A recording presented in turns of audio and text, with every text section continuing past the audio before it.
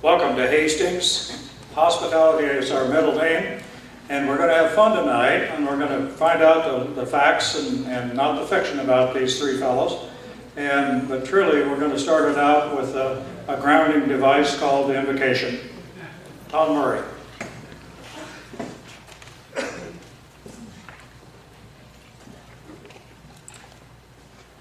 Good evening.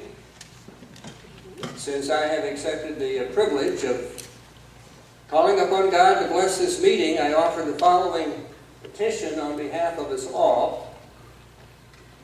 But I remind you that this is my prayer on our behalf. It's not off the cuff. You can probably see I'm reading already. Not spontaneous, not extemporaneous.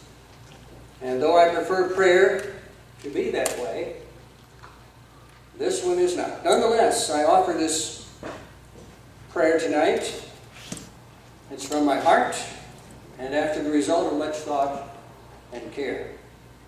So I invite you to listen in and hopefully to whisper your own amens. And I offer it to the only God I know, to the only one I believe there is. And with that in mind, I thank you for your respectful attention now while I pray. Almighty God, maker of the heavens and earth, and Father of your only begotten Son and Savior of men, the Lord Jesus Christ, in your book of books you have assured us that our nation and every nation will be blessed by you if we accept and follow you as our Lord. We have not always done that well. And we have never done it perfectly, but arguably, in these contemporary times, we have sunk to a new low of disbelief and disobedience, many proudly defying your authority and some even denying your existence.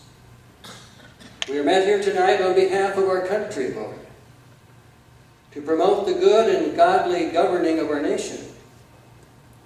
For these United States of America, candidates for that high office are among us tonight, asserting their intentions to do just that.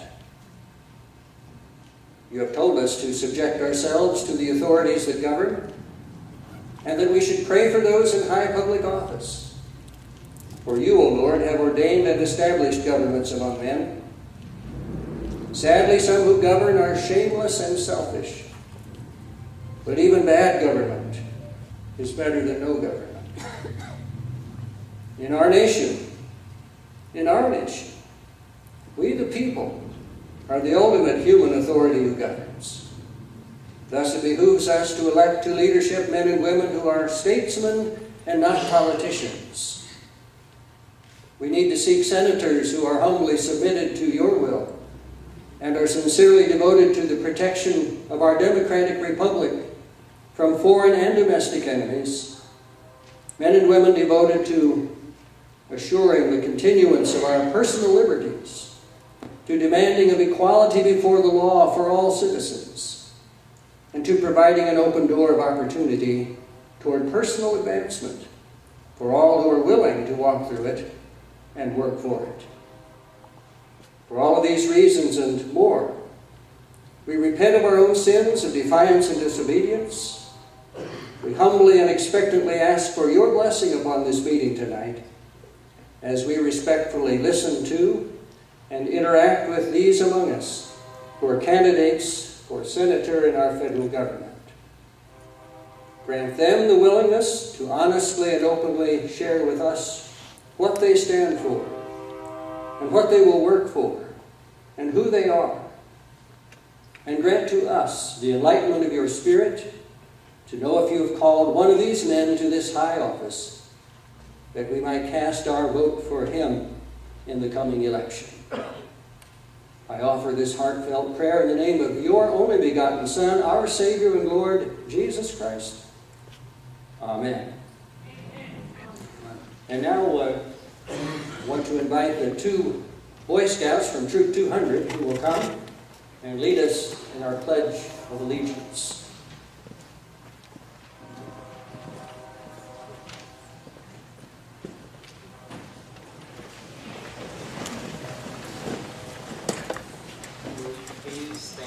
join us in the Pledge of Allegiance.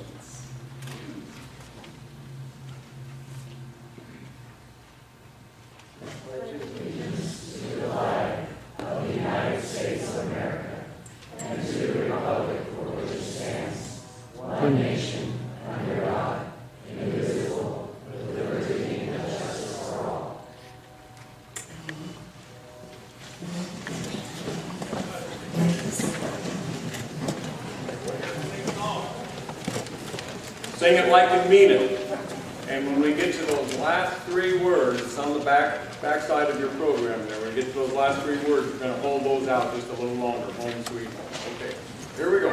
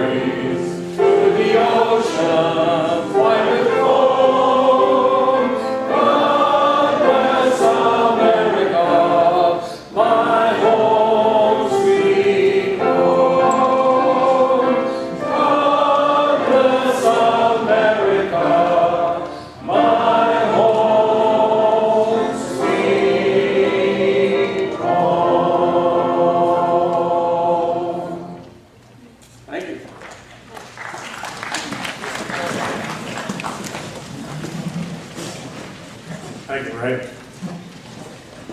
So why are we here tonight? In the election season, it just seems like that the air is so barbed with politics that very seldom do we ever hear the facts. And sadly, that destroys our process of finding effective leaders to represent us as people in the state of Nebraska.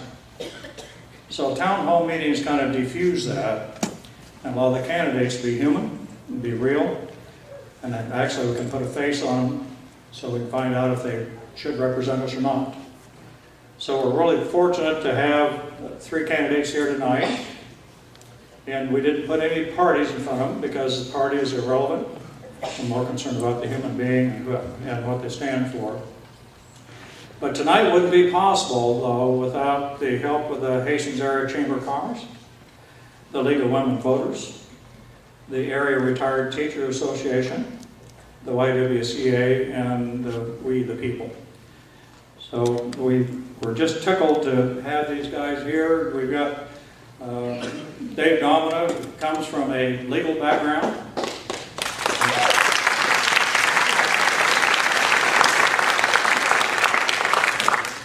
He takes on the tough items that nobody else can handle. He's currently dealing with some protecting people's rights as far as use of their land or non-use of their land. And it's an important function, but he's done this his entire legal career. So then we have Jim Jenkins, who's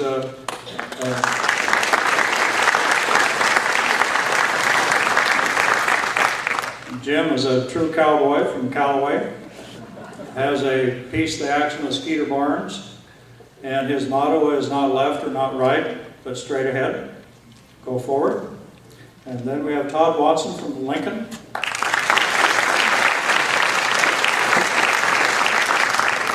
Todd's in partnership with another fellow, and they help companies find qualified people to do the job.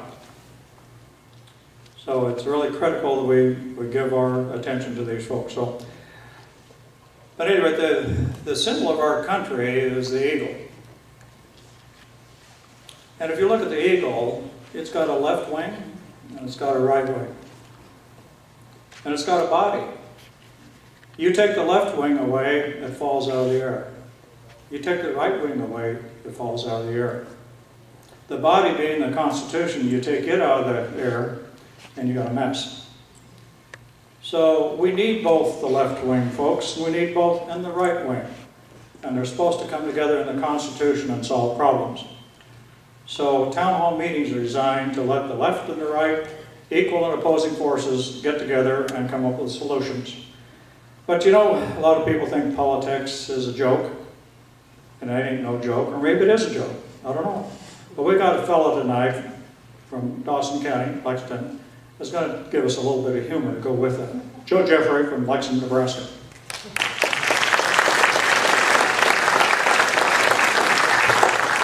Thank you, Butch. Oh boy, I tell you what, I've been in politics myself, fellas. I was a county commissioner. I was a rural school board, went through redistricting 3 times. I didn't sit down for at least 2 or 3 years. I've been on the REA board, and I tell you what, I've had about enough politics, so I said, well, when Butch called, I wanted to know if I was qualified. I said, well, sure, I'm qualified. I've been elected and I've been defeated, so here I am to get you started. Okay, now then, I want to tell you politicians a few things. Back in the 1490s, Columbus was here. Before Columbus got here, keep this in mind, we had no taxes, we had no Democrats, no Republicans, no energy crisis, no TV commercials. We had plenty of fish and no pollution, and the women did all the work. And you guys are going to go out there and say you can improve on that. You're going to have to convince me. I figured out a long time there's a lot of pros and cons in politics. A lot of cons out there. See, they've been following the news media lately. At least the war on the middle class is working pretty good, last I saw.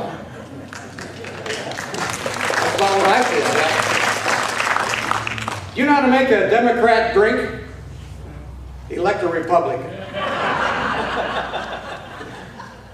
The Democrats see a glass that's half full of water. You can't see through that one, but it's half full of water. The Republicans look at the same glass and wonder who drank the other half. Folks, I tell you what, at my age, the only fear I have about growing older is that I'll lose my memory and somebody might mistake me for a senator. I've been traveling around quite a bit. I had a chance, we have a home in Scottsdale, Arizona, so I get to travel around quite a bit. I've spoken 27 states and according to our president, there's 49. I've spoken all 49 states, or whatever it is. Anyway, it's too bad that all the people that know how to run the country, they're either cab drivers, hairdressers, or bartenders, and they're the ones that know how to run everything. I was in Chicago here not too many days ago, and I'm walking down the street looking for something, and I saw a store that said brains for sale. Wow, I could sure use one of those being from central Nebraska and living on a farm. I need a brain, so I went in and said, how much? He said, well, engineer brains are $3 a pound. Doctor's brains are $5 a pound. Politician's brains, $500 a pound. Whew. I said, man alive, that's amazing. He said, why come they're so expensive? He says, do you know how many politicians it takes to get a pound of brains?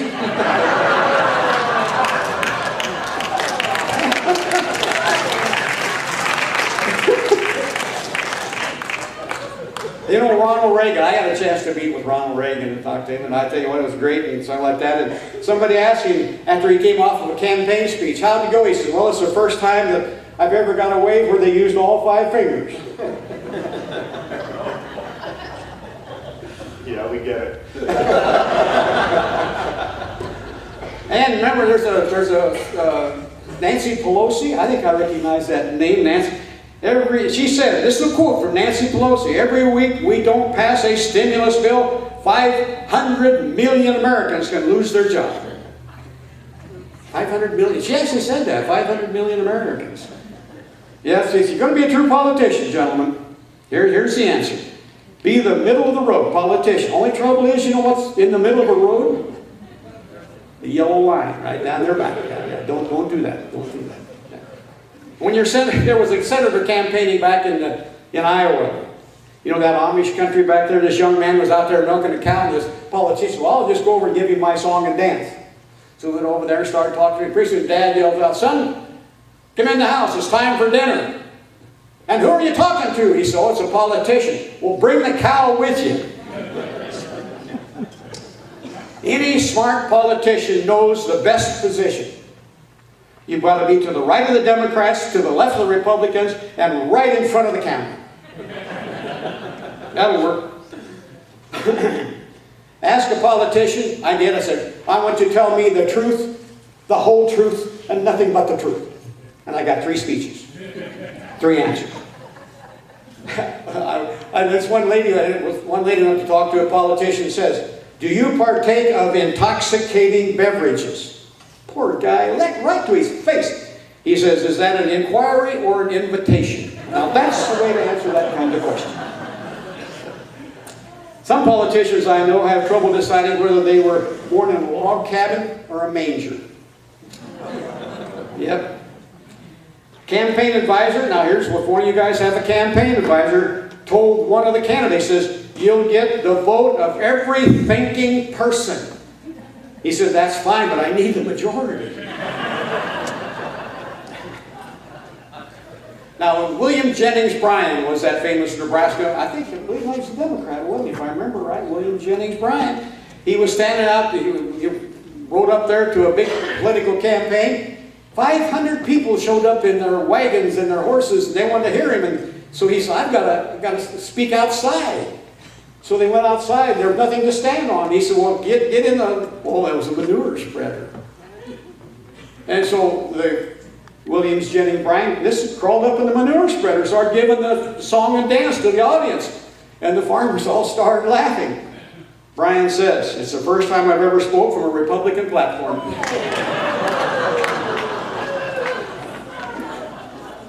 Of course, double talk is really good with the senators. Fact is, here's one from Alan Greenspan, who was not a senator, but this is a quote from what these people tell you. I know you believe you understand what you think I said, but I'm not sure you realize that what you heard is not what I meant. That's a quote. Mitt Romney, he's good for... I believe in an America where millions of Americans believe in America. That's the America millions of Americans believe in, and that's the America I love. And there's another one, politics. As we know, there are known knowns. There are things we know, and there are also things that are known that are unknown. These are politicians speaking. Anyway, if it weren't for bumper stickers, I wouldn't have any education at all in politics. That's where if you want to get a true education in politics, become a bumper sticker reader. Came up behind a septic tank truck the other day, said, well, I caution, this pickup contains a lot of political promises. One of them, a bumper sticker says, don't steal, the government hates competition. Well, folks, could go on and on. I've got books I got a book at home that says Republican joke book and Democrat joke book. All I do is turn it upside down. One way, the other way. So if you want to tell a joke about a Republican, make it Democrat the other way. That works. It works both ways. But there's one thing that I've really, really enjoyed, folks, and that's this great thing called the American flag. I can't leave you without something serious because I am somewhat of a serious individual. I love to entertain crowds. But that great, great flag back there is such a wonderful, wonderful piece of equipment. Wonderful. You just can't say enough nice about that flag. But a man back in 1888 to 1976, John J. Daly, wrote this little poem about our flag. As I leave, I want to share you this great poem. Here's to the red of it.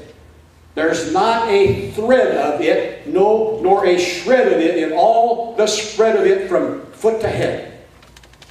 But heroes bled for it, faced steel and lead for it, precious blood shed for it, bathing it red.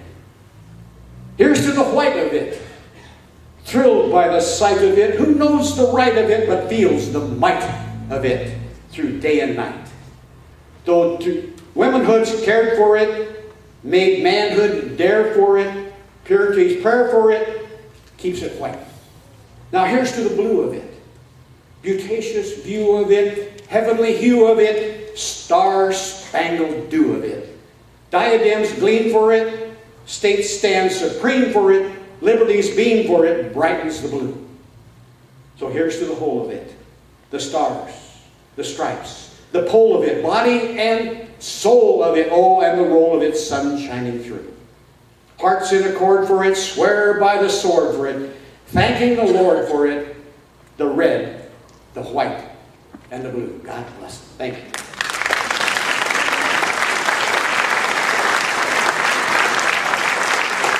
Thank you, Joe. So tonight we're blessed to have 3 people from the media here in the program. We failed to mention one. We wasn't aware that Will was going to be here, but Will Grasper from the Tribune will be here, and then Tyson Barney will be here from the KHES Radio, and Katie Gauthier from KHES TV, and they all are very good interviewers.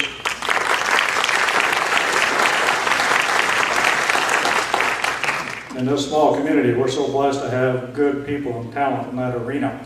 So the debate will begin, and it'll start with each candidate giving an opening statement, and after that, it's going to be up to the media to deal with the issues and the questions. So Dave Domina, the opening statement, then we'll go to Jim, and then to Todd Watson. Thank you. Well, thank you, Butch, and thanks to all of you sponsors for being here, and for all of you for being here tonight. I would, I think, be remiss if I didn't start with an observation about attendance and participation. Throughout the course of the history of the United States, there has been nothing more important for a citizen to do than show up. Show up starts everything. It was Caesar Rodney, who was dying, who rode his horse from Delaware to get to the Constitutional Convention to cast the deciding vote to enact the Constitution of the United States into law.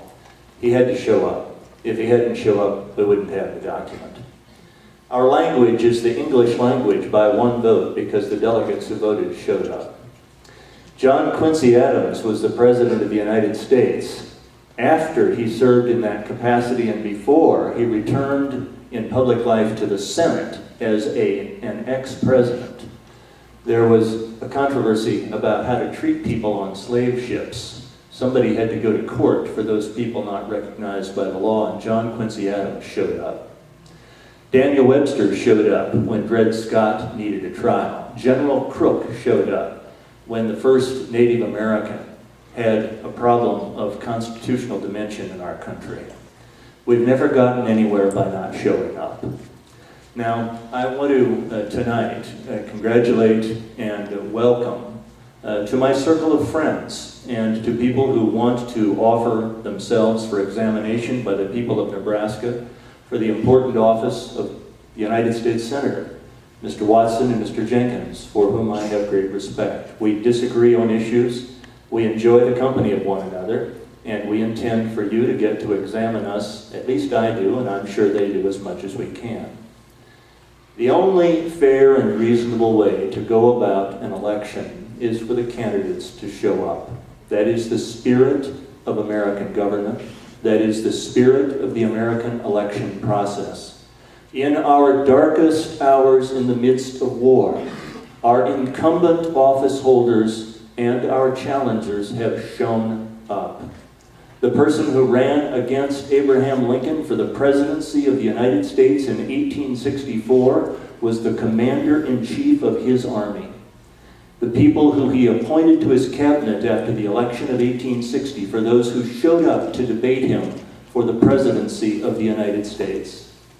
Our rich history and our proud heritage teaches us that there is nothing that more clearly defines irresponsibility as a citizen or the shirking of the duties of an American patriot than to fail to show up. Thanks for having us tonight.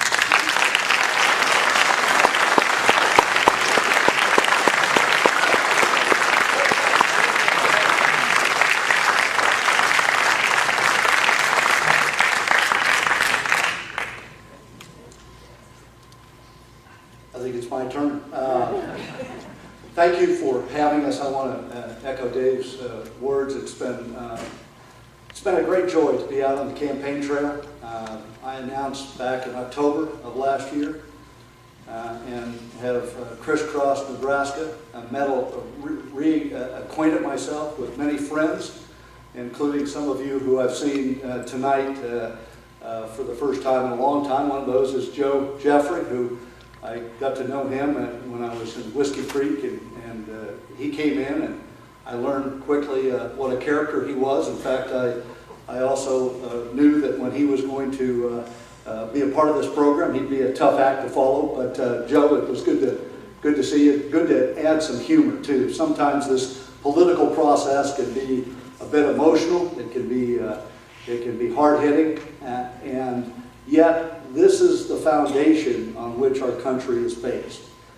We, the people, are the ones that are obligated to step up, to show up, as Dave said, and to engage ourselves. And quite frankly, one of the reasons I got into this race is that it appeared to me, and of course to most of us who are engaged in this process, that our political system right now is in a political crisis.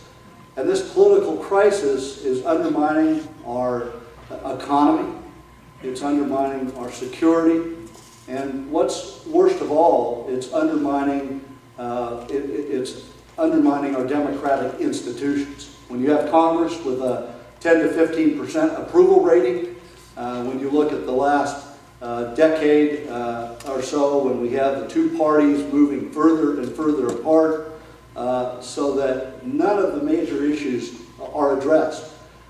Kicking the can down the road is clearly what we've become used to as citizens. As we've watched Congress, for example, John Boehner won't bring up tax reform right now because it's an election year, even though his own House Ways and Means chairman worked for years on, or several years on it. Over in the Senate, Harry Reid won't debate the budget, again, because it's an election year. And so the only way we can overcome this is to actually have people such as you, everyone in this room, Democrats, Republicans, independent, of whatever stripe you are, eventually look at the political process and say, enough is enough. We need to go a different direction. And so I decided to go a different direction. I was a Democrat for many years, but became more and more uncomfortable with the partisan nature of that party and the Republican Party. I'm certainly not against Democrats, not against Republicans. In fact, I will need many of you to consider voting for me in order to win this election. But I am here to emphasize the fact that we as Americans, we as Nebraskans, know that the only way we can move our communities forward, our organizations forward, our churches forward, and certainly our country forward, is to come together. We have to engage in a vigorous debate, as our founding fathers did.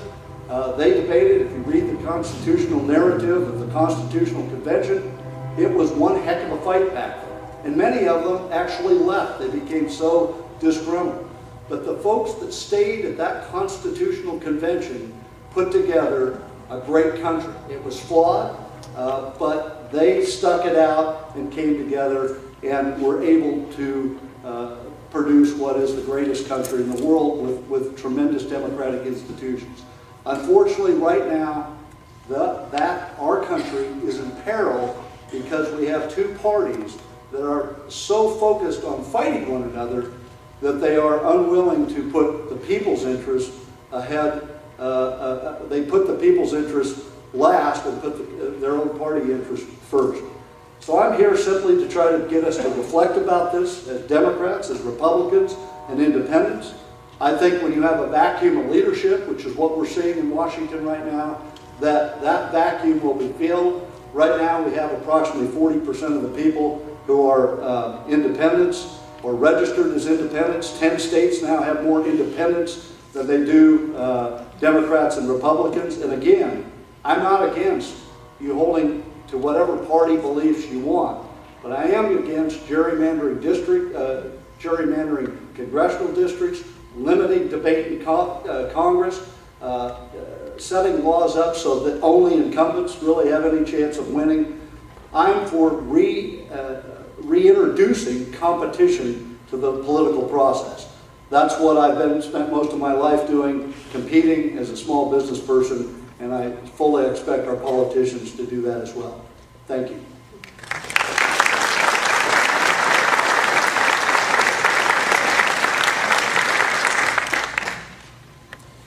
Well, hello, I'm Todd Watson. I am very excited to be here tonight. Maybe not as excited as I was last night when I saw Power Football being reborn. It was great to see it. I was very ecstatic to see an offensive line exploding off the ball. So, anyways, I would like to follow on the remarks, and hopefully we are setting an example here for the rest of America between Jim and Dave. Yes, we do disagree on many issues, but we are very friendly, if not friends, and respect each other a great deal. And this is where America has to get to. We have to learn to disagree, but move forward with unity as a country. I also concur on the importance of debate, and I would follow along with Jim's line of thinking. I've been very tough on Harry Reid because he doesn't allow debate. But if you look, it goes both ways. We have Senate Bill 744 that's not being debated by the Republicans in the House. And I have talked to another friend I've gotten to know, Mark Sullivan. He is not allowed to debate his positions in the 3rd District, and I would say that goes for the 1st and 2nd District as well, too. We need to be debating a lot. We can learn from debate. It's hypocrisy when you call out the lack of debate from one individual, but yet do not debate yourself or allow others to debate. Yes, we may disagree, but again, debate produces better decisions. A little bit about my background. I am a CPA by training, and I'm an entrepreneur at heart. I practiced for 3 years in the CPA world, and I couldn't stand sitting behind a desk and not talking to people anymore, so I started businesses. 2 are in the staffing arena, and I sold those companies. And if you know anything about staffing, if you make a bad placement, you are instantly fired. But if you make a good placement, if you find the right person with the right talents to solve the right problem, your clients come back to you over and over and look for you to solve their problems. And that's how I became successful, is solving problems for my clients, finding the right person for the right job. And I think that's what sets me apart as a candidate. We are going to deal with a plethora of issues. I am an expert in some, but not an expert in all. And it takes finding the right individual with the right motivations and the right heart to solve the very complex problems in a variety of areas to move forward. So I think that makes me a qualified candidate. If you have listened to my speeches in the past, I believe we have 3 foundational problems in this country. Our political, economic, and spiritual foundations are broken, and they need to be repaired. John Adams was right. The greatest evil to the Constitution is 2 great parties. And that's exactly what we have seen. And we need the resurrection of the Constitution again. Economically, we have gotten away from the Constitution. Banking institutions were given the authority to create and regulate the value of money, and this is where capitalism got off course. I still believe in free market capitalism, but I believe it was designed properly under the guidance of the Constitution. And we have got to get back control of our money and the regulation of it from these banking institutions. Third, I believe George Washington was right. It is rightly impossible to govern the nation without God and the Bible. And we, the people, need to exercise, express, and speak. It is not necessarily the job, or it should be the job, of leaders up here, but it should be the job of we, the people, and we, the people, are not getting the job done. And we need to change that to get our country back. So along these principles, I offer myself to be your representative in Washington. I'm very proud of the lack of money. You can examine every dollar I've taken. I'm ashamed of none of it. I am very proud to be free from party control. Not saying that if you're part of a party you will be controlled, but that tends to be the norm lately. Because I believe in representing the people. Nebraska. People I love. People I care about. This is how a democracy is supposed to work. And I am very happy to meet with you here in Hastings. It's a privilege for me to get to know each of you. as well as I've spent countless hours, as my colleagues here have too, shaking hands and getting to know each of you. So I thank you for being here tonight. You are civically engaged, and may that become more the norm again. So God bless, and I look forward to your questions.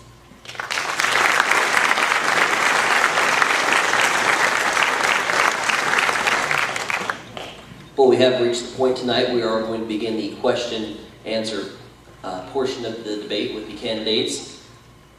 Selected members of the media that Butch talked about earlier, we're going to be running through our line of questions. We do have questions from the audience that we're going to get to as well. A couple housekeeping things for the audience to keep in mind tonight.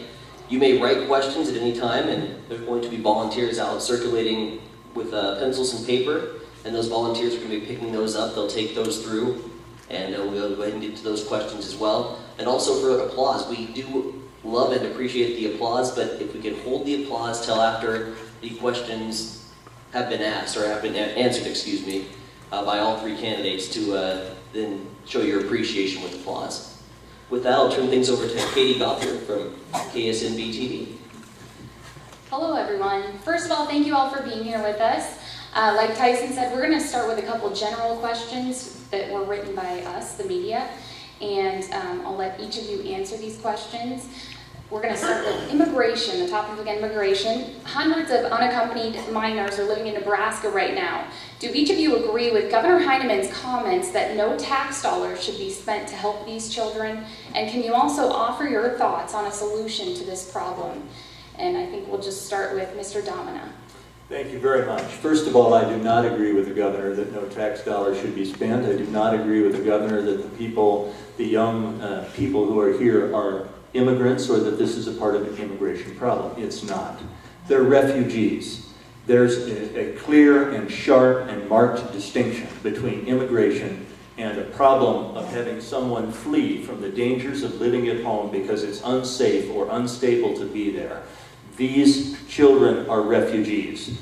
This is a matter of law. We've signed treaties, we've signed the United Nations Charter, and we've voted in favor of the actions of the United Nations defining what a refugee is entitled to. In the recipient country, the refugee is entitled to the protection of the law, the support of the government, the rule of law, and a hearing. That hearing determines whether the refugee status claim can be proven. If it can be proven, that person is entitled to remain in that host country until it's safe to return. We think we have a problem with 57,000 people. The nation of Turkey has 1.6 million refugees in it today from Syria. They are abiding by the rule of law. They are not a country of our stature or capacity. On the broader question of immigration, I have equally clear feelings. We should, in my opinion, not engage in any discussion about removing from the United States the 11 to 12 million people who came here seeking opportunity, did not flee criminal prosecution or investigation in their own countries, and have done their very best to live here in an undocumented state. I talked to a physician from Kearney who will have to leave because our immigration system is too slow. He's a specialist practicing in an underprivileged area. My favorite, I grew up on the farm in northeast Nebraska milking cows. 90% of the cows milked in the United States are milked by persons who speak Spanish as a first language and who are not either citizens or documented. We should welcome and embrace them. We should make them a part of our family, be enriched by them, and give them a prompt path to citizenship.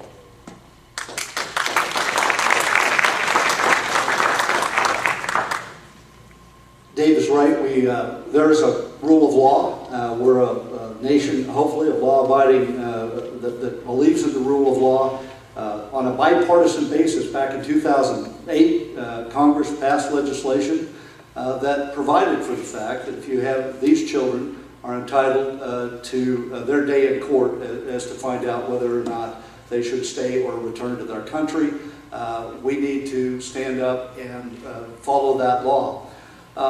The problem I have with the whole immigration situation is that we now have about 2.5 decades of neglect, both parties looking the other way. Neither party willing to step up and do the right thing and to take on the three central problems that face immigration. And because these countries have not stepped, or these parties have not stepped up through Congress, we are inviting misery on the border.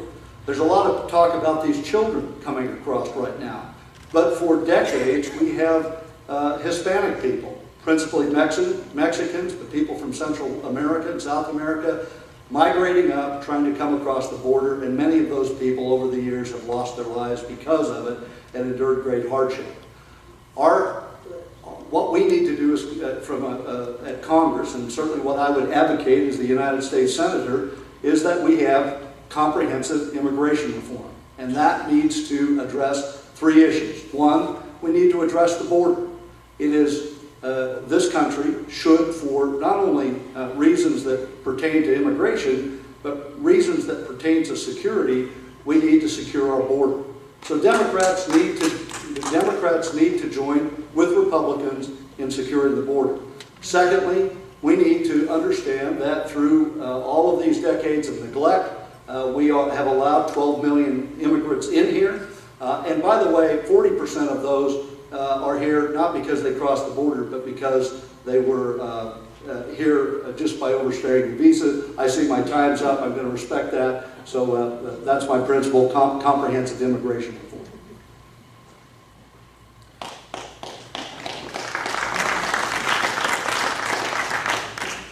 Yeah, I stand by my comments in North Platte if you saw that debate. But again, I believe there's a different classification between children and adults. Fundamentally, I believe children are innocent.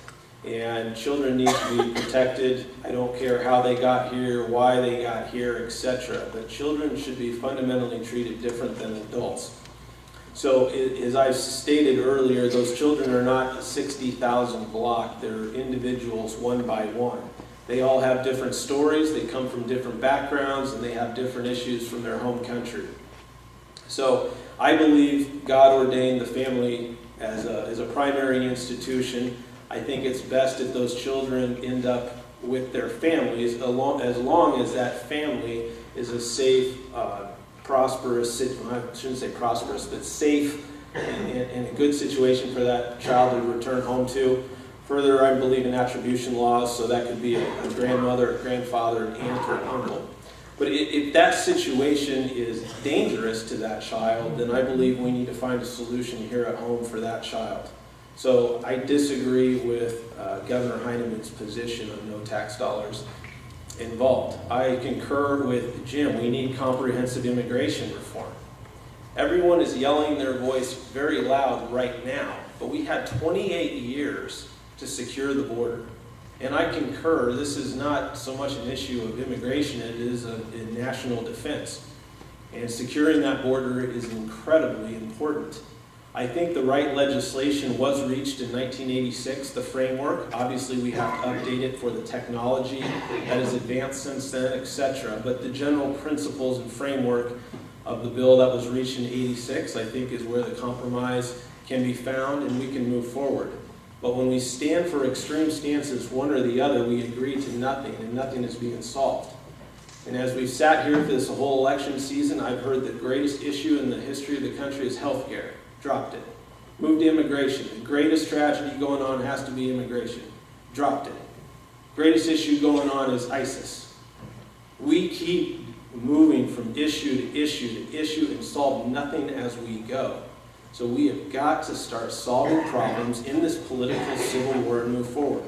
So we need comprehensive immigration reform. 7 years of kicking the can down the road lately is not where we want. Sorry, I'm missing my time's up. I'll talk to you more later. I have questions.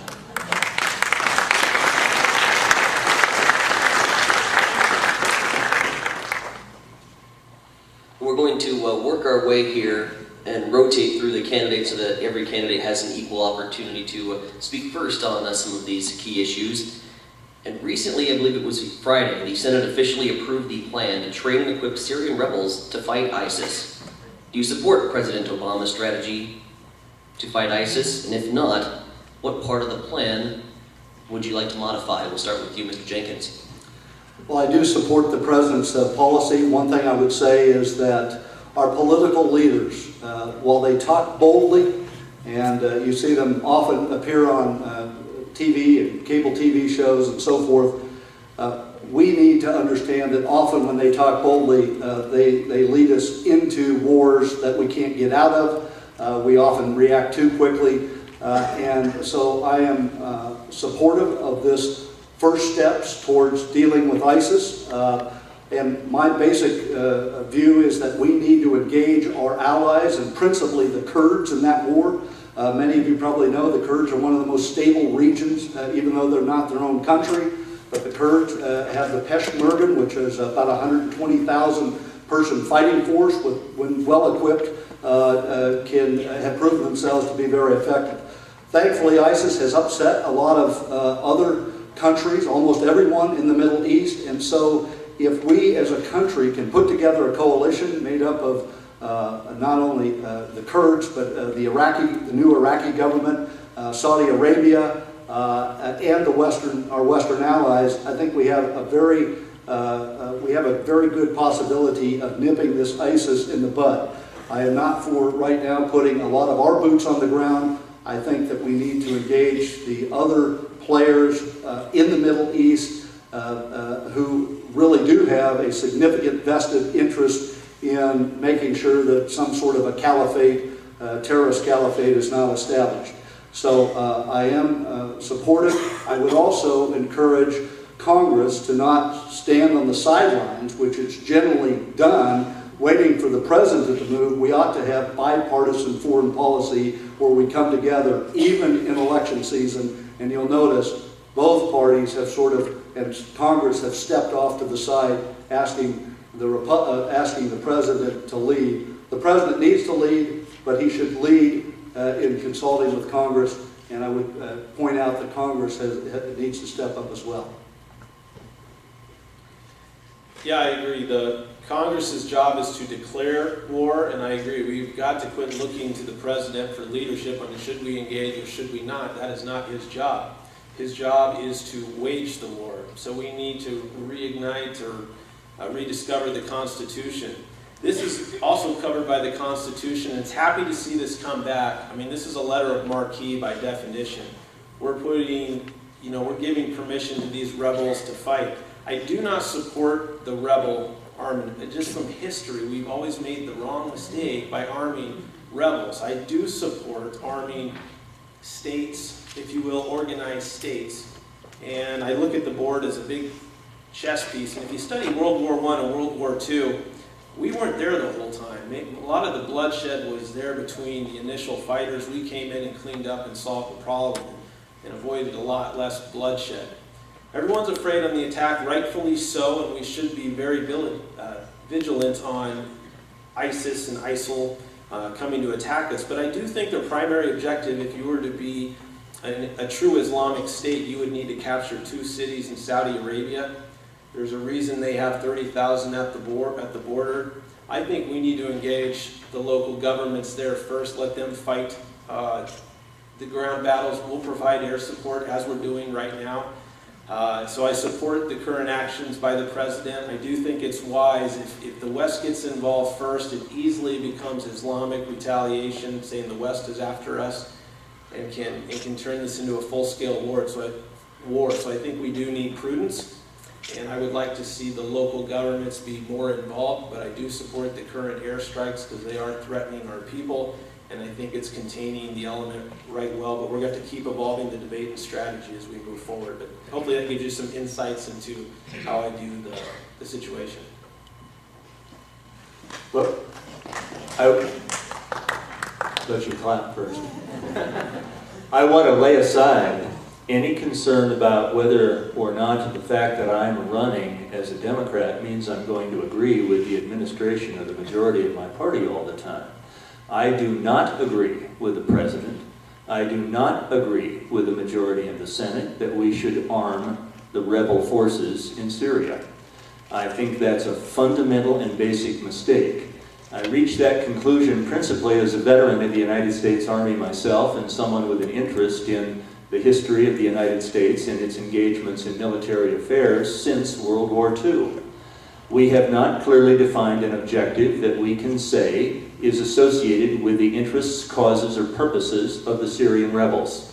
We cannot identify who the Syrian rebels will support or what nation they will identify when the immediate threat of ISIS, something none of us had heard about 90 days ago, is laid aside. We do know that ISIS is a splinter group from Al-Qaeda. We have no confidence that the Syrian rebels are other than a splinter group sympathetic to the purposes of Al-Qaeda. We have no military objective that we can achieve that is well defined, and we have no mass of military power except air power that we can assimilate and put in motion in proximity to the locations at which ISIS now has a stronghold. There is nothing that I can discern from what is available in the popular press, and I don't get briefings from the White House or from the Democratic Party or from Senator Reid or anybody else, so I only know what you can read about this subject, but I can identify nothing that suggests that there is a thoughtful military rationale for supporting the Syrian rebels. Nothing. Now, what I want you to get from that answer more than anything else is this. When the president's right, I'll agree with him. When the majority of my party is right, I'll agree with it. And when I don't think they're right, I'm going to let them know for you.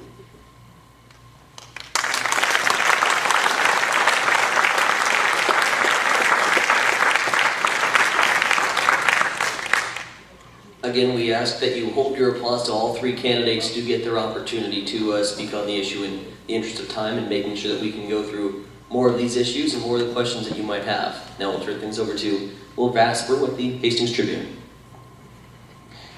All right, the next question we're going to ask about is the Keystone pipeline. I know it's been 6 years since we started dealing with that whole mess, and we just wanted to kind of get your ideas on where you think that the president should be looking at with that issue. And we'll start with you, Mr. Watson, sorry. Great, you want to give me that one to go first? Awesome. Well, I would start laying the groundwork. I think a lot of the issues have been laid on money or environment. I see a third triangle as the main driver of my policy, which is national security. And I see it twofold. One, I believe we need to get out of the Middle East, which we just talked about, for the sake of energy. I do not believe oil should be dictating military policy. I believe we have too many individuals fighting, losing their lives for oil. So my primary objective is to get ourselves disconnected from the Middle East from the energy supplies. To do that, I believe we do need the pipeline to harvest that energy here locally. But I do realize, it's likely to be shipped out. So I've also proposed, again, to tax foreign energy coming here to this land, because I do not want it. I want to be North American sourced only because it's safer, we lose less lives. I believe by taxing or tariffing, whatever word you want to use, the foreign energy, we can incent the markets to keep most of our energy here at home. We just need to find the right level. For the tax conservatives out there, it's a revenue neutral proposal. I'd like to see taxation be lowered on other forms. I believe we have an uncompetitive taxation structure for certain entities as well as individuals. We could lower the income tax, but it's not a raise or lowering of the overall tax. It's a revenue neutral proposal I'd be in favor of. But I believe this combination of capturing our North American resources, whatever it is, taxing foreign oil will do primarily get us out of the Middle East for the oil. I'm tired of seeing lives lost over there to keep protecting it. And, so yes, I do support the pipeline.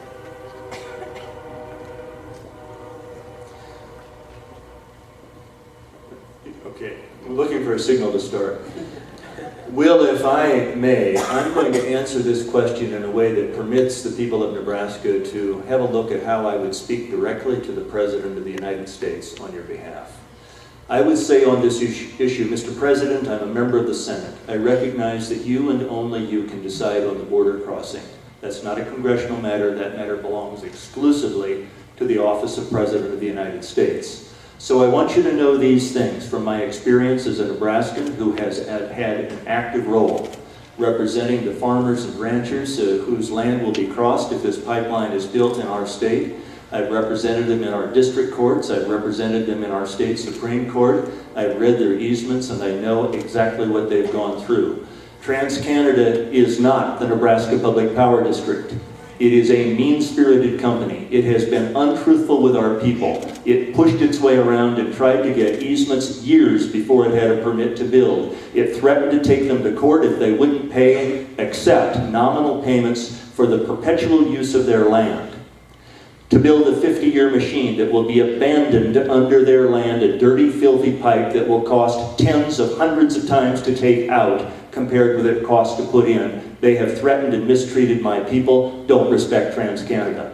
Number two, Mr. President, I think you need to be extraordinarily careful with the fact that the Congress has not given the American people the protection that it needs against the sale of that pipeline once it's built. If you issue a permit, it should be conditioned that that presidential permit is not transferable. So that pipeline cannot be sold to a foreign enemy. It can't be sold to an international competitor. It can't be dedicated to our most vociferous trade adversary. And that isn't where the supply of whatever it is that is going to pass through that pipeline as energy can go. It needs to stay in North America, and that's not where it's intended to go now. Finally, I would say, Mr. President, I think that you should give enormous weight to the voice of the scientific community that has virtually unanimously said that there is danger to the economy, to the environment, to the employment sector, and to the future of our natural resources if we exploit tar sand oil.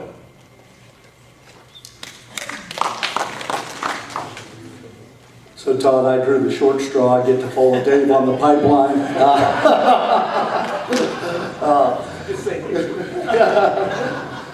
Well, I tell you, I have to say, did you start my clock already? I have to say this has been probably one of the issues that I've waffled on a bit. My ranch sits over the Okalala Aquifer. I've been in the wind easement business, so I understand how important it is to treat landowners correctly. I certainly think that TransCanada handled the easement process extremely poorly when they went out and effectively threatened many landowners right off the start and taking them to court over the issue. I sat down with Stan with Randy and spent 2 hours in his kitchen talking to him, but I have come out supporting the alternative route that was negotiated through a compromise in the state legislature. I believe that we need, with some caveats, it needs to go through the Public Service Commission. We ought to have landowners, so something done through the state of Nebraska, maybe overseen by our Attorney General, that could make sure that landowners are treated one and the same throughout the easement process. There certainly ought to be bonding, enough bonding there to clean up any messes. The fact of the matter is, though, we are still in a fossil fuel economy. I have spent a lot of my life working on alternative energy, wind energy, solar energy back in Cambridge, Massachusetts when I was back there. I served as chairman of the Nebraska Ethanol Board. So I'm looking to move away from this fossil fuel economy. But while we're still based on fossil fuel, I think it's important that that fossil fuel be able to move around. If we do not send it through the pipeline, we are going to send it on rail cars, we're going to send it on barges, we're going to send it on trucks. In fact, there's a several 100% increase right now in rail traffic all over North America, hauling fossil fuel around right through my town of Broken Bow. So I think it's important to understand that when you look at the statistics, the pipeline is actually the safest way to move fossil fuel, and until we come to a better situation with our energy and move away from fossil fuel, we're going to have to move it around, and as a result, we're going to have to move it in the most safe way possible. And unfortunately, right now, that is going to be through pipelines. So that's my position, and as a pragmatist, that's where I come down. Certainly respect everybody's fight, including Dave's, to stand up for citizens here in Nebraska.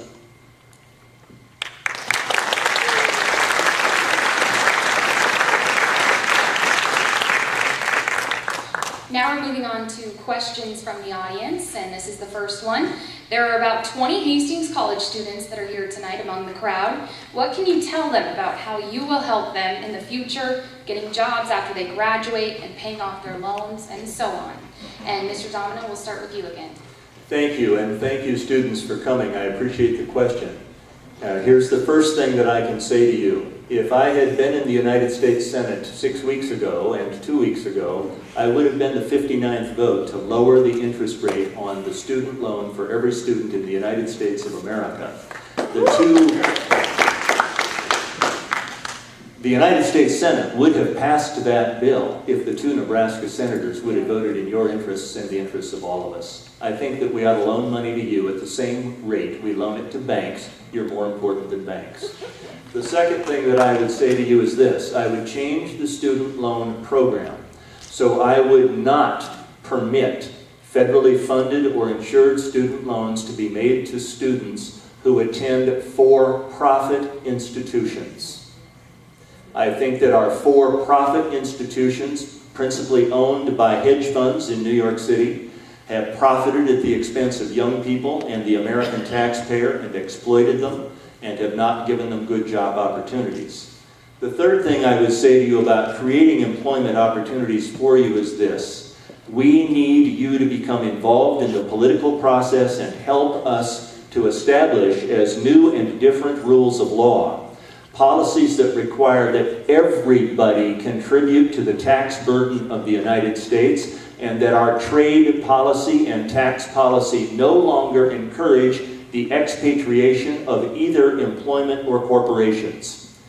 We should also simultaneously reinvigorate the enforcement of our antitrust laws, because those laws presently laxly enforced allow consolidations and mergers, and every time those things happen, you lose a place to send a resume. You lose jobs and opportunities that go overseas. The wage scale goes down. The burden on the young goes up because the old are old and the country gets weaker. That means fair tax policy, fair trade policy, reinvigorated employment, getting you decent loans, and getting you invigorated in the political process.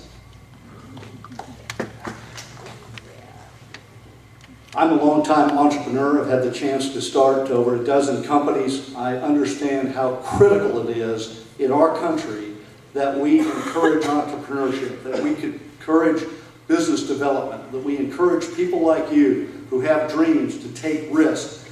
In fact, if you look over the last 30 or 40 years, 70% of all the job creation in this country has come from small business development. Now, if you look at the Lincoln Journal-Star this morning, a very interesting article.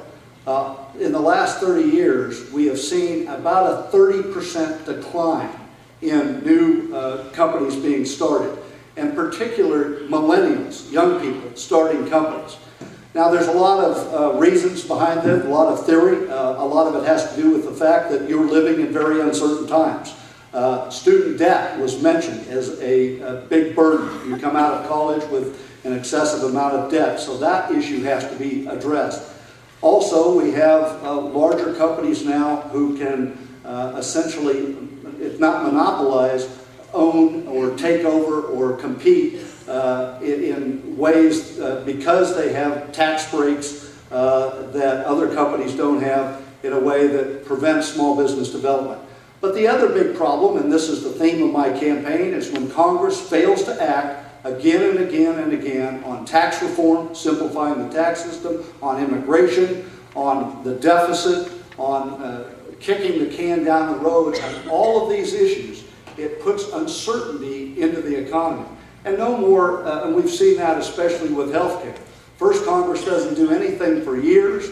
Then one party sort of jams it through without any other support from the other party.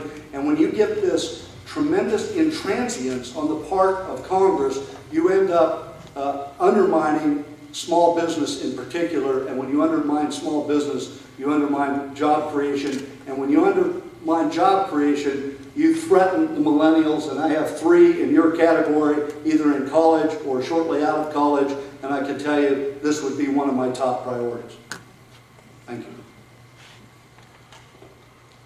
I'll start with a different approach. I think our educational system does not value the individuals that students really are. I believe coming out of high school, we have a lot of guidance counselors, and this whole culture is saying, you all need to go to four-year school, if not get a graduate degree, because that's what is best for you. And we have got to realize God made some people hands, some ears, some eyes, some mouths. We all have been given a different skill set. And as I've gone around, and it's interesting to be in Milford and see the average individual comes out with $2,500 of student debt. That's it. They're getting offers of 80 grand to be a diesel tech. They can't fill the jobs. There's offers of 60 to 80K to go work for John Deere. And we have fundamentally told people that are good with their hands that you're going down the wrong path. You need to be going to a four-year college, and this couldn't be further from the truth. Am I against four-year college? Absolutely not. I went through it. I'd be a hypocrite to say I was. But to understand how God created us, I think, is very important, and to learn early and maximize those talents. So I think where we go with students is important. Again, if you go to a car dealership, I could care less, they could care less. They ask you, what is your payment? What payment can you afford? So you may focus on the interest rate, but they will get you on the principal. And the lesson is we have incredible inflation in colleges as well as the medical system, and a lot of that is from the guarantee of the government. I like the idea of the for-profit because they're in it for the loan from the government. They have, not all, but a lot of them have short-sailed their students, their long-term interest, and so limiting that makes a lot of sense. But again, we've got to get back to more opportunities in the economy. We've been stuck under both parties at less than around 2% of GDP growth. Man should be at 3%. We've had periods of 5%. We have problems in the economy, and I agree, that is caused by the banking institutions, and conservatives will not look at banks in the eye and realize they're unconstitutional. They're limiting the growth of the economy, but because they deal with money, they think they're for profit, but they're harming the economy. That's why we have to get back to a constitutional structure of capitalism, and we will grow again. And that will provide the most opportunities for you, the students.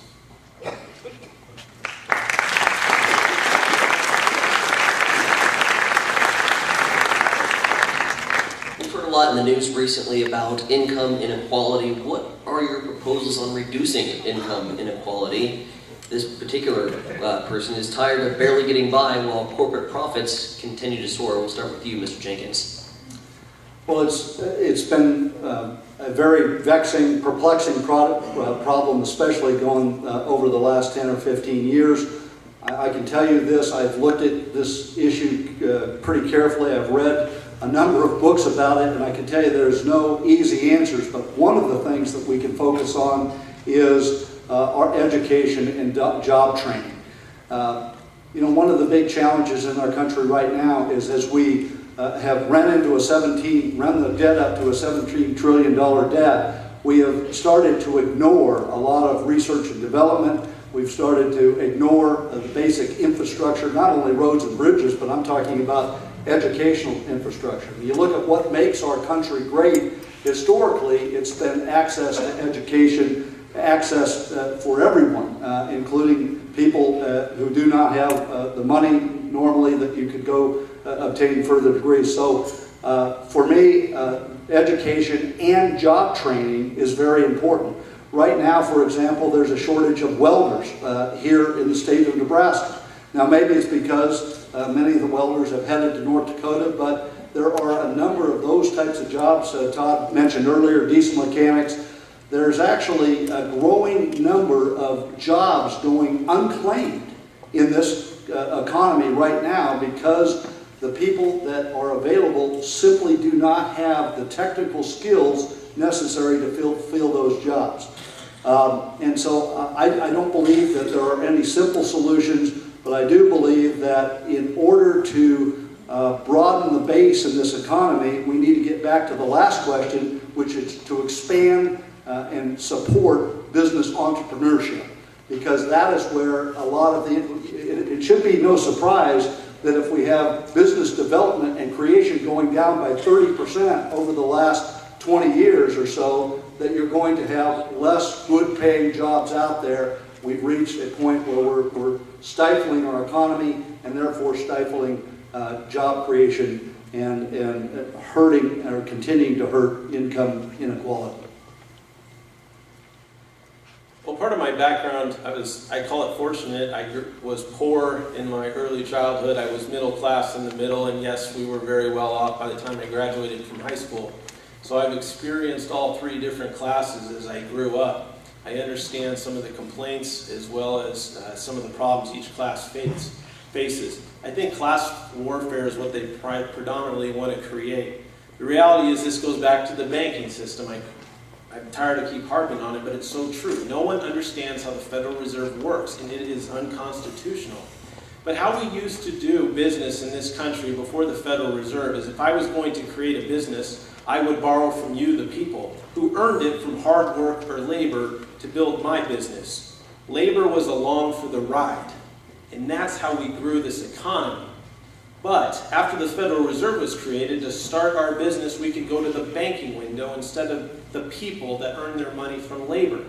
So 80% of my capital backing came out of thin air. That money is not created from labor, it's created out of fiat. And this is why 70% of the banking assets are in 0.2% of the hands of the people.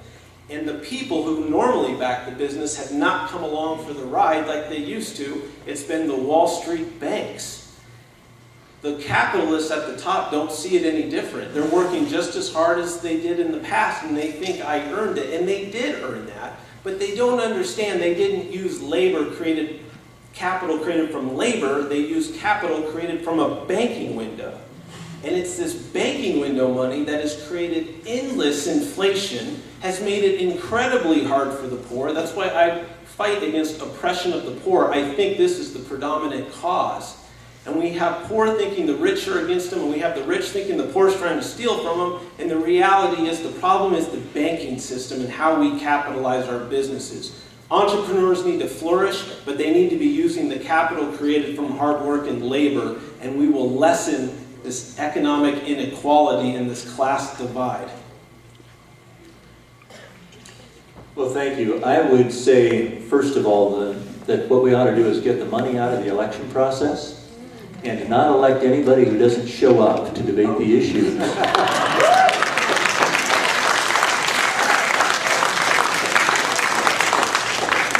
Because the person who didn't show up is financed by outside interests, and those outside interests do represent and speak for the great 1% that now holds so much of the wealth of this country and so much of its opportunity. There have been many references to returning to our foundational purposes. Our country was formed to create opportunity, not to protect monopolies. I would do these things. Number one, increase the minimum wage and index increases. If we don't do that, so that the minimum wage worked by someone for a full year is not sufficient to get them off welfare, it's not a minimum wage, and we all want people off welfare. Number two, I would close huge, gaping loopholes in the federal tax law that expatriate jobs. I'll mention a couple. The carried interest deduction for the hedge funds investing overseas, the limitless deduction for stock bonuses. You know, a corporation can give somebody a stock bonus, no cash, and take a deduction as though it's cash and get a refund so that a non-cash bonus is cash positive to the company. You can't do that, and I can't either. I would not allow them to hide intellectual property in a foreign corporation and cheat us of federal income tax revenues. I would generally support Senator Carl Levin's bipartisan supported bill to close those loopholes. At the same time, I would require that every trade treaty we have parity provisions so that there is no preference or advantage for labor, for environmental quality, for product quality or testing, and no advantage or disadvantage to the United States over the importation taxes and tariffs imposed. I would invigorate local hiring requirements for infrastructure, construction, and reconstruction. That would invigorate American, Nebraskan, and local employment. Finally, if we're going to create opportunity and invigorate the economy, we have to complete meaningful immigration reform, which must include citizenship, not second-class status.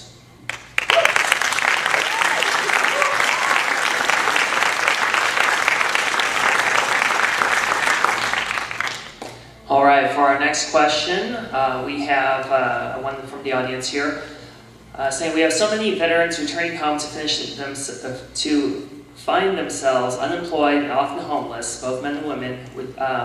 I wanted to know, what do you think about the veteran, that issue and the recent cuts we've seen in veteran benefits? Am I first on that? Oh yes, that was certainly. Sorry. Yeah, anyone who's followed my campaign knows I'm incredibly loyal to the veterans. And again, I thank Shane Osborne and Dave Domina for their service to this country in this race, because without it, we're not here. So God bless them. Yeah, I stand by the veterans 100%. We have to take care of them. I think one of the happiest things that has happened during this campaign season is it took an independent to solve the problem. The independent brought legislation to the table to help the veterans. It had so much common sense to it, it passed 97-3. And it got the parties off of nothing and said, hey, well, I won't lose political points there because an R or a D didn't win, it's an I, and who cares if they win, so we'll pass it. So we helped, I shouldn't say we, independent Bernie Sanders put a great bill together that again passed 97-3, so that's great. I'm committed to the veterans, making sure they're well taken care of. They get the quality care they need. I'm very happy they're able to go more frequently to local hospitals for local needs. That made too much sense in that bill. But again, it's just an unequivocal support and admiration for our veterans. And again, I think independents will be best served to work in the middle, because fundamentally an R or D can't win for the other party, but an I can do common sense and they'll pass it 97-3 to move it forward. So yeah, I think my time's up. I've overextended on too many questions. I better stop there. Well, just a small observation, and to no particular point in it, but I'm sure, as Todd knows, Bernie Sanders announced over the weekend that he's taken a hard look at running for the presidency as a Democrat. He's still an I. He's still an I. All right, Todd. See how easy it is to reach agreement? Well, I am a veteran. This is an issue that's close to my my interests, my attention, and commands my affection, frankly. I very, very strongly favor hiring preferences for veterans in federal employment positions. I favor hiring preferences incentivized by the federal government in state employment positions. I recall how successful those programs were after World War II and the Korean War. Many of us will remember that almost all of the mail of the United States was moved by veterans at one time. There's still a hiring preference in the post office for veterans, but only about 40% of postal employees are persons who served in the armed forces of the United States. I would invigorate more extensively the home loan program, but I would add to that a small business loan program that would facilitate the entry into business for veterans who either want to return to one or start one up. I would also want to see the GI Bill expanded for educational purposes and invigorated in two different ways than it's ever been done before. The first one is that the GI Bill would not be a loan, it would be a grant. So there would be no interest rate issue like you students from Hastings. It would be simply a benefit to the veterans. They would get it, they'd have to complete the classes and do the work, but if they did that, there would be no loan. They would have earned the right to be free of that obligation. The second thing that I would do is this. I would recognize that for many veterans, the burden of returning home starts because of what happens with the family during the veteran's absence. This is our first experience in the history of the United States, including the Civil War, at having people serve as many as 4 or 5 combat tours of duty. That should never happen. But the GI Bill should start for those family members while the veteran is serving, so the family members are taken care of, educated, given housing opportunities and assistance while that service is going on. It's interesting we're talking about Bernie Sanders. I want to remind my colleagues that Bernie at one time called himself a socialist. So we as an independent, I've never been one that was going to... He's evolving. Okay, maybe we all are. At any rate, You know, I've always found it perplexing. My father was a World War II veteran, and I've always found it very perplexing that in this great country, we somehow have found a way to underserve and undercare for our veterans. I know we've taken many great steps, certainly after World War, with all of the legislation provided for them to get education and so forth. But it seems like, again, we're back to spending a lot of money on other areas. We've run into a deficit, and as a result, that has undermined the infrastructure that we're providing our veterans.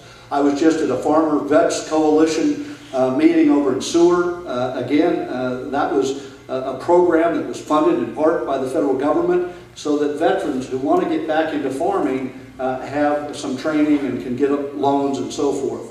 I would suggest that we need to look at that program, not only for farmers, but also for vets in many different industries. And I know there's a lot of that up there, but many of those programs are not being funded to the degree they can. The other thing I would tell you is that as a pragmatist, the Veterans Administration system simply is not working the way it should. I know a lot of vets get good care, but the fact of the matter is it's letting our veterans down. It let my father down. It's let a colleague of mine up in Custer County down.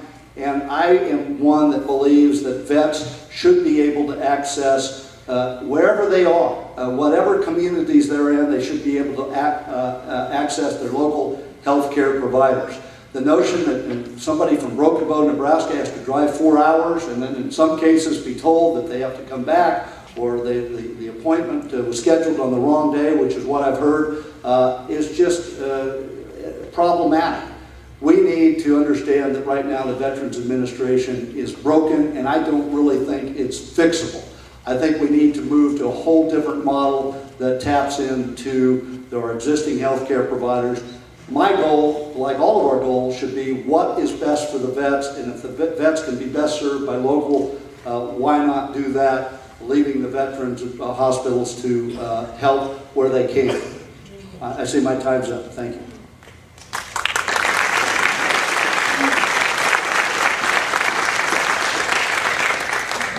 Okay, well, candidates, again, we appreciate your time this evening here at this great debate, this town hall forum that we put together. However, we do see that we are approaching 8:25, and in the interest of time and for all the audience that came out, 8:26, thank you. TV people do better with radio than with that timing thing. We do want to make sure that we get the audience out and to whatever brings their Sunday evening plan. So it is time for the closing statements here. And as you do your closing statements, what I would like you to think about is, as the voters go to the ballot in November and they see your name, what that name stands for. And we'll start with you, Mr. Domina.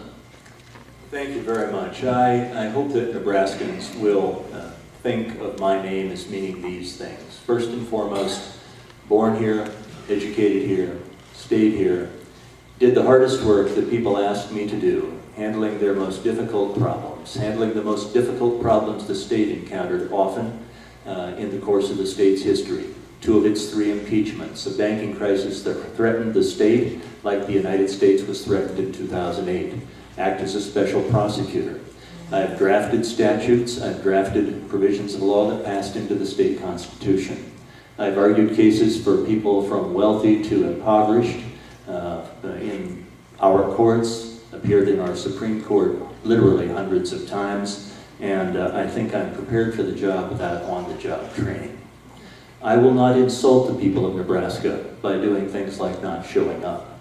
I won't insult the people of Nebraska by suggesting by my absence that I'm not up to the challenge of the debate. I am up to the challenge of the debate. I will serve the people of Nebraska with 2 and only 2 pledges.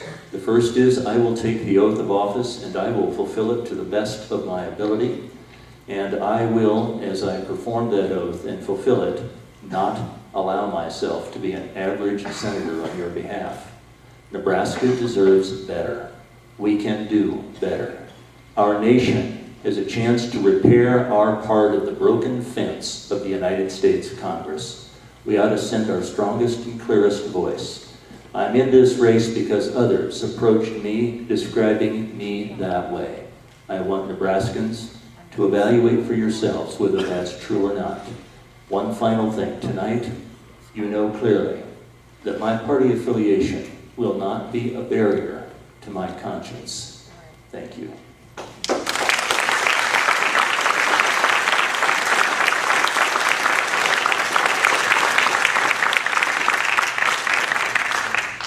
I got into this race because this country is facing a political crisis, and we need to go in a different direction. We need risk takers, people that are willing to hold both parties to account. I'm the only candidate in this race and anywhere in the country that I know of who said that when I get to Washington, I will not caucus with either party. And believe me, I've checked with several former senators and current senators, and that is in fact possible. Instead, I'm going to work on behalf of Nebraska and America, putting our interests, the people's interests, ahead of the party interests. Right now, if you're a Democrat, the chances are you're going to vote 93, 94% of the time with your party. That's what's happened over the last 5 or 10 years. Republicans, again, 93, 94% of the time with the party. What we need is independence. And I look at this, I ask you to share this vision or look at this vision with me. What if we had 5, 6, 7, 8 people that went into Congress with backgrounds, diverse backgrounds, and we all have diverse backgrounds. My background is one as a rancher. I'm the only person in this race with significant agricultural background. I've started over a dozen businesses. I know what it is to lose, to win, to take risks, to create jobs. I've been on the receiving end of government regulation. I bring a lot of negotiational experience. I've spent my entire life having to work compromises. When I was president of the Nebraska Restaurant Association, when I chaired the ethanol board, when I served on the local planning commission, I've had to work across the aisle in our local communities or statewide organizations. I am an unabashed centrist in this race. I'm a guy that believes that the debate is what's critical. That if we could reach out and join an honest debate, we were going to get much better outcomes. And so I ask you to look at my candidacy, given my background, and given the fact that I've said I'm going to be a risk taker. I'm departing from the convention and trying to encourage Democrats and Republicans and independents to go in a different directions, to stand up to the party system and do a truly Nebraska thing. Just as George Norris led us to the unicameral legislature, let's do something meaningful in this next election and send an independent, nonpartisan to the United States Senate. I sincerely hope you will look at my candidacy and consider voting for me. Thank you.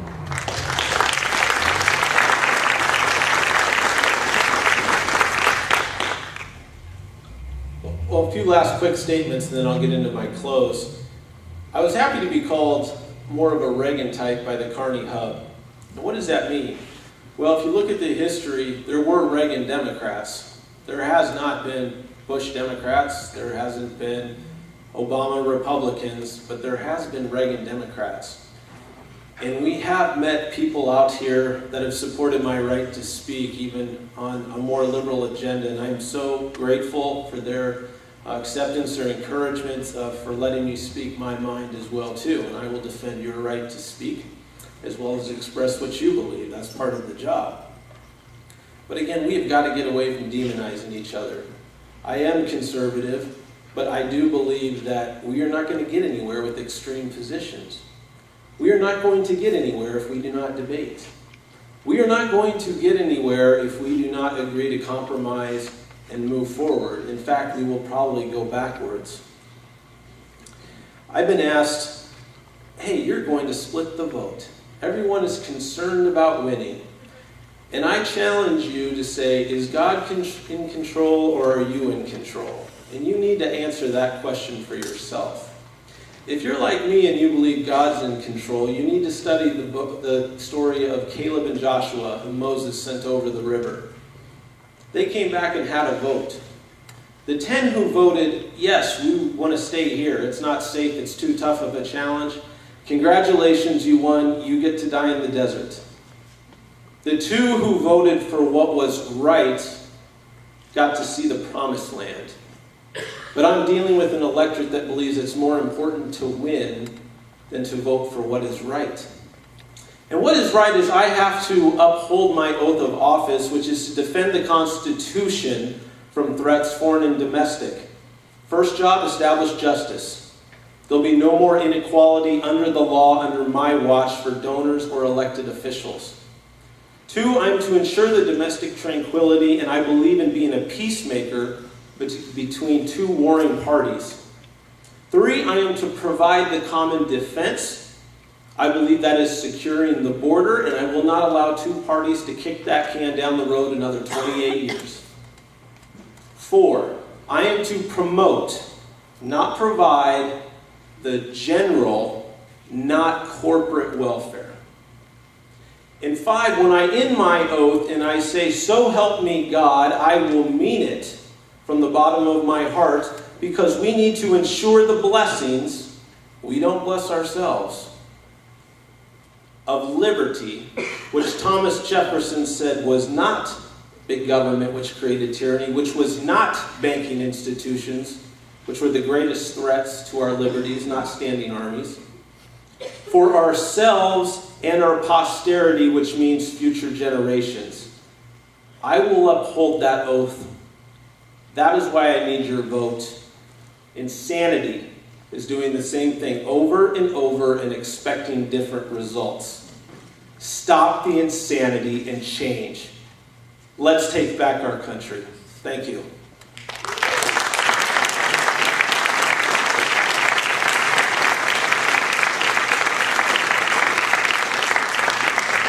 Okay, remember, it's not over till you sing one more song.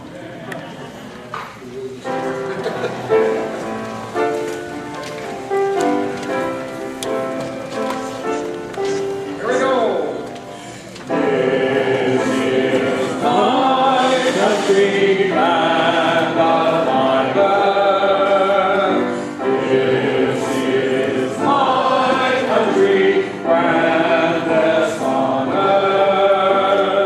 I pledge my allegiance, America the whole, for this is my country to have.